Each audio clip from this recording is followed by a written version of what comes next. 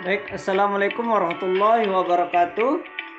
Pada video ini akan dilanjutkan tentang pembahasan contoh soal tes pengetahuan umum dan kebangsaan pada seleksi PCPMBI Part 2. Nah, sebelum kita lanjutkan pembahasan soal ini, jangan lupa like, share, and subscribe karena nanti akan ada video-video berikutnya yang berkaitan dengan pembahasan soal tes seleksi PCPMBI maupun tes seleksi masuk kerja lainnya.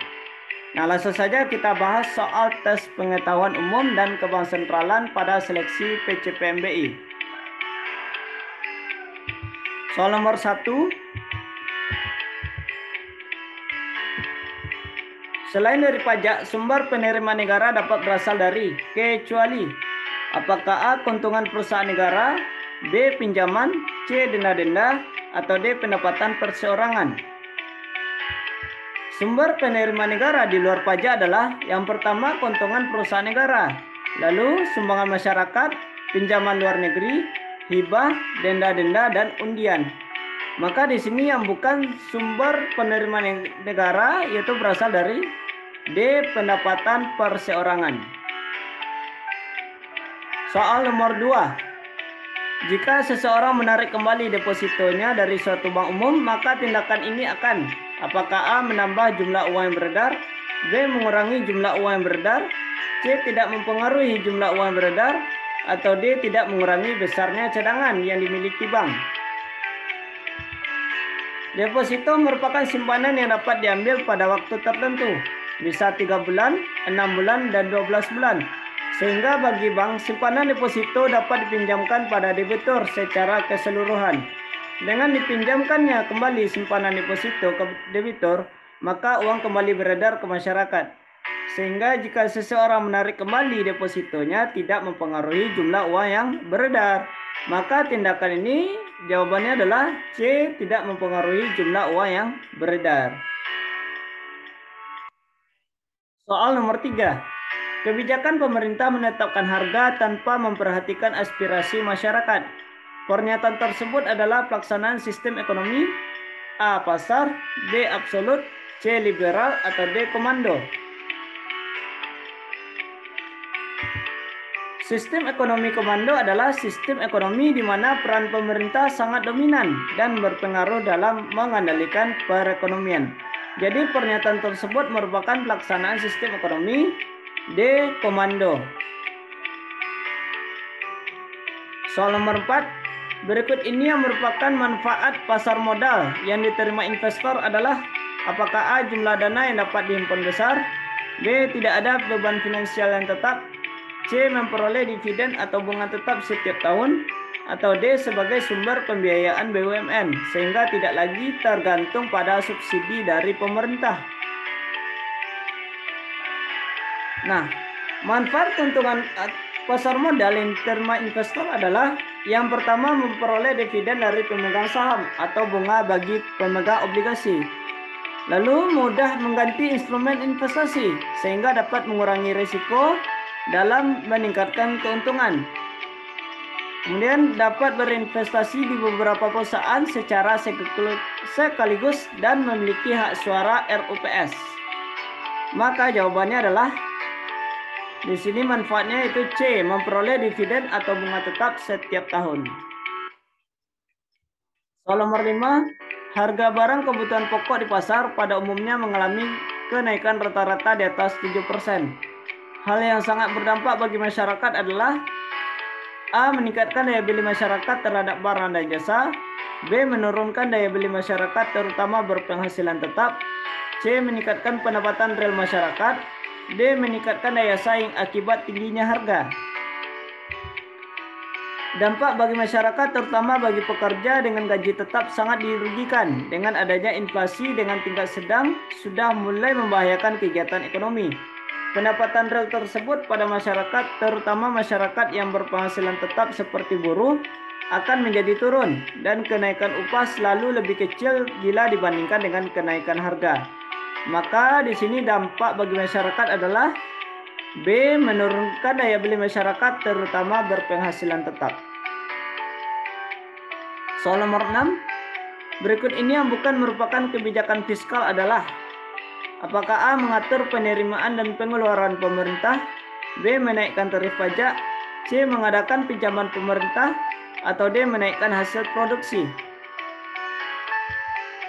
Kebijakan fiskal adalah kebijakan pemerintah yang mengubah atau menaikkan atau menurunkan penerimaan atau pengeluaran negara. Maka kebijakan fiskal dapat dilakukan dengan cara yang pertama, menaikkan tarif pajak. Diharapkan masyarakat akan menyetor uang yang lebih banyak kepada pemerintah sehingga dapat mengurangi jumlah uang yang beredar. Lalu yang kedua, mengatur penerimaan dan pengeluaran pemerintah. Dan yang ketiga, mengadakan pinjaman pemerintah. Misalnya pemerintah memotong gaji pegawai negeri 10% untuk ditabung. Ini terjadi pada masa Orde Lama. Maka di sini yang bukan merupakan kebijakan fiskal adalah D. Menaikkan hasil produksi. Soal nomor 7. Kebijakan pemerintah untuk membatasi jumlah barang yang diimpor merupakan kebijakan A. Tarif, B. Dumping, C. Proteksi, atau D. Kuota. Kebijakan kuota adalah kebijakan pemerintah untuk mengatasi jumlah barang yang diperdagangkan. Maka di sini merupakan pengertian dari kebijakan D. Kebijakan kuota. Soal nomor 8. Indonesia melakukan kerjasama dalam perdagangan internasional dengan Jepang. Indonesia mengekspor gas alami cair dan hasil bumi, sedangkan dari Jepang, Indonesia mengimpor kendaraan karena lebih murah dibandingkan memproduksi sendiri. Faktor yang melandasi perdagangan Indonesia dengan Jepang adalah apakah A. Perbedaan sumber daya manusia, B. Perbedaan selera konsumsi masyarakat, C. Penghematan biaya produksi atau efisiensi, atau D. Perbedaan penggunaan bahan baku produksi. Ada beberapa faktor yang melandasi perdagangan Indonesia dengan Jepang, antara lain yaitu yang pertama, ketersediaan sumber daya alam yang berbeda, lalu pemanfaatan pengetahuan dan teknologi, penghematan biaya produksi atau efisiensi, dan ekspansi pasar untuk memperbesar keuntungan. Maka di sini faktor yang melandasi perdagangan Indonesia dengan Jepang adalah C. Penghematan biaya produksi atau efisiensi. Soal nomor 9, berikut ini adalah para pemakai informasi akuntansi. Yaitu yang pertama manajer, 2 pemerintah, 3 investor, 4 CEO, 5 kreditur. Yang termasuk pemakai informasi intern adalah A 1 dan 3, B 3 dan 5, C 2 dan 4, atau D 1 dan 4. Pemakai informasi intern adalah mereka yang membutuhkan informasi akuntansi untuk pengambilan keputusan yang berakibat langsung pada operasional perusahaan. Pihak intern adalah pihak yang mempunyai tanggung jawab dalam mengelola dan melaksanakan manajemen perusahaan, yaitu pemilik atau CEO, manajer, dan karyawan. Maka yang termasuk pemakai informasi intern adalah D 1 dan 4, yaitu manajer dan CEO. Soal nomor 10, 4 unsur dalam marketing mix adalah A. Price Product Distribution plus, B. Product Price Promotion plus, C. Price plus Promotion Service, atau D. Product Quality, Quantity, and Promotion. Nah, di sini 4 unsur dalam marketing mix yaitu yang pertama produk, kedua price atau harga, lalu yang ketiga saluran distribusi atau flash, dan yang keempat promotion atau promosi. Maka yang 4 unsur tersebut adalah B. Product, price, promotion, and flash. Soal nomor 11. Bidang akuntansi yang kegiatannya bertujuan untuk menghasilkan informasi keuangan untuk pihak luar perusahaan, misalnya pemilik perusahaan, bank atau kreditur yang lain, pemerintah, investor, pelanggan, pemasok adalah fungsi dari bidang. Apakah A. Akuntansi manajemen, B. Akuntansi keuangan, C. Akuntansi biaya, atau D. Akuntansi penganggaran? Salah satu fungsi utama akuntansi keuangan yaitu untuk memberikan informasi mengenai keuangan suatu organisasi atau perusahaan. Dengan laporan yang dibuat sehingga dapat melihat keadaan keuangan suatu perusahaan dan perubahan apa saja yang telah terjadi di dalamnya. Informasi mengenai keuangan perusahaan sangat dibutuhkan oleh manajemen karena dapat membantu untuk membuat atau mengambil keputusan. Ya, nantinya keputusan tersebut dapat mempengaruhi keadaan perusahaan. Maka di sini merupakan fungsi dari bidang B, akuntansi keuangan. Soal nomor 12. Perusahaan yang bergerak di bidang pembelian barang dagangan atau produk jadi dan menjualnya kembali tanpa mengubah bentuk dengan tujuan untuk memperoleh keuntungan adalah perusahaan. Apakah A, perusahaan jasa, B, perusahaan dagang, C, perusahaan manufaktur, atau D, perusahaan terbuka? Perusahaan dagang adalah perusahaan yang kegiatan utamanya membeli dan menjual barang dagangan tanpa merubah bentuk dari barang dagangan tersebut. Maka jawabannya adalah B, perusahaan dagang. Soal nomor 13. Jika diketahui selama suatu periode jumlah aset telah bertambah dengan 40 juta rupiah dan jumlah kewajiban telah bertambah dengan 18 juta rupiah selama periode itu, maka besar modal selama periode tersebut. Apakah A, bertambah dengan 58 juta rupiah, B, berkurang dengan 58 juta rupiah, C, bertambah dengan 22 juta rupiah, atau D, berkurang dengan 22 juta rupiah? Nah, di sini modal tersebut akan bertambah, itu sebesar 22 juta rupiah. Karena rumusnya adalah aset sama dengan hutang tambah modal. Berarti modal sama dengan aset dikurangi dengan hutang. Maka di sini modal itu akan C, bertambah dengan 22 juta rupiah. Soal nomor 14. Jenis biaya yang tidak perlu dikeluarkan oleh perusahaan ketika tidak berproduksi adalah apakah A, biaya tetap, B, biaya total, C, biaya marginal, atau D, biaya variabel? Biaya yang tidak perlu dikeluarkan oleh perusahaan ketika tidak berproduksi disebut dengan biaya variabel. Maka ini merupakan pengertian dari atau jenis biaya dari D, biaya variabel. Soal nomor 15.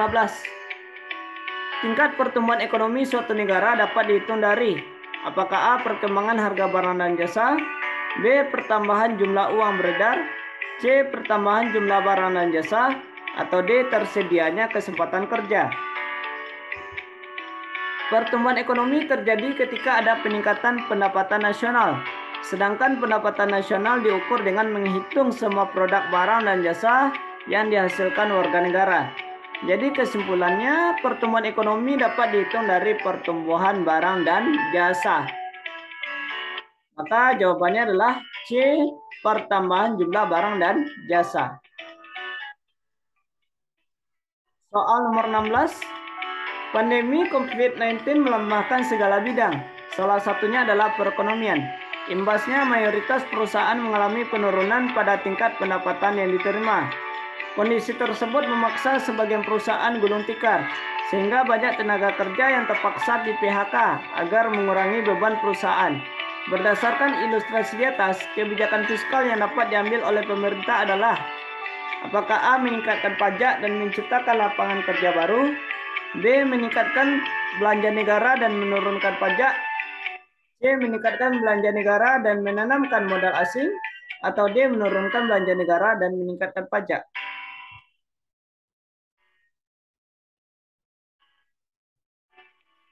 Ilustrasi di atas menandakan bahwa perekonomian pada negara tersebut mengalami pelemahan sehingga pemerintah harus menerapkan kebijakan fiskal ekspansif. Kebijakan ekspansif dapat ditempuh dengan cara meningkatkan belanja negara, seperti meningkatkan subsidi agar barang semakin murah dan menanamkan modal kepada beberapa perusahaan agar tidak gulung tikar, serta menurunkan tingkat pajak agar menjaga daya beli masyarakat. Jadi, berdasarkan ilustrasi di atas, kebijakan fiskal yang dapat diambil oleh pemerintah adalah B, meningkatkan belanja negara dan menurunkan pajak. Soal nomor 17, pada tahun 2018 nilai tukar rupiah terhadap dolar sebesar 13.000 rupiah. Tetapi pada tahun 2019 nilai tukarnya naik menjadi Rp14.000. Berdasarkan data tersebut, maka rupiah mengalami apakah A. Depresiasi yang mengakibatkan neraca perdagangan defisit, B. Depresiasi yang mengakibatkan neraca perdagangan surplus, atau C. Apresiasi yang mengakibatkan neraca perdagangan defisit, D. Apresiasi yang mengakibatkan neraca perdagangan surplus. Depresiasi adalah penurunan nilai mata uang domestik terhadap mata uang asing akibat mekanisme pasar. Perubahan nilai tukar dari 1 US dollar sama dengan Rp13.000 menjadi 1 US dollar sama dengan Rp14.000 disebut sebagai depresiasi.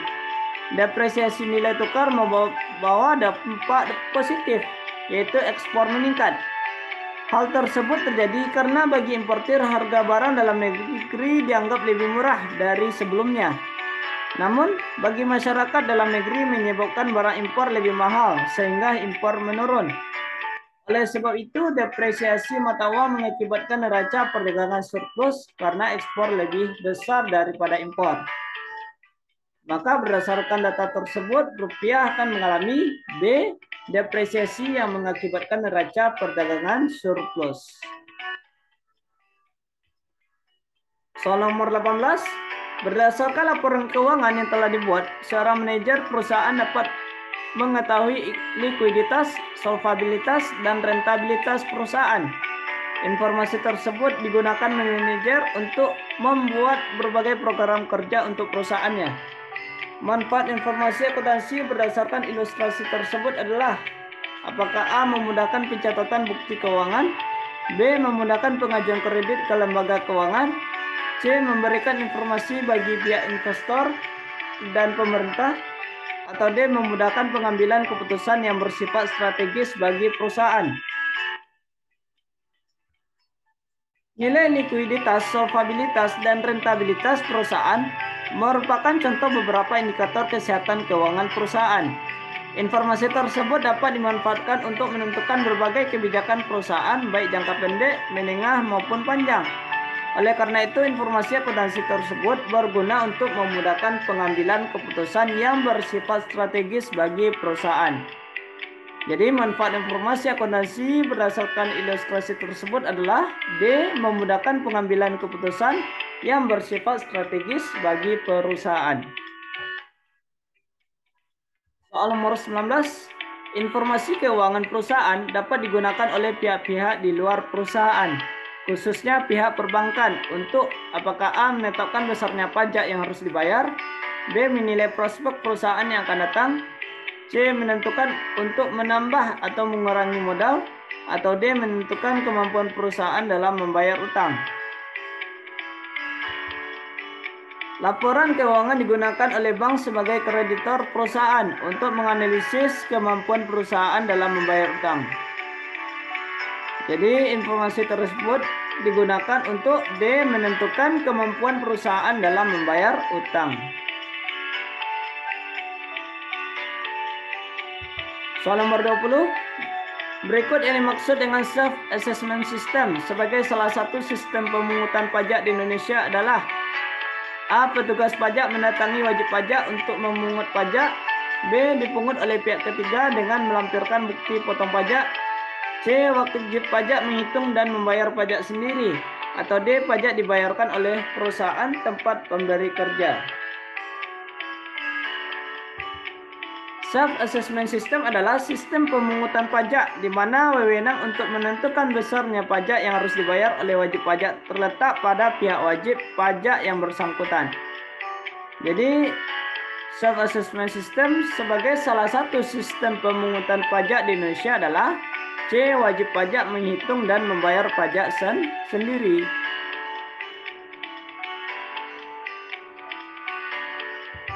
Nah, sekian pembahasan soal tes pengetahuan umum dan kebangsalan pada seleksi PCPMBI Part 2. Nah, mohon maaf kalau ada kesalahan. Assalamualaikum warahmatullahi wabarakatuh.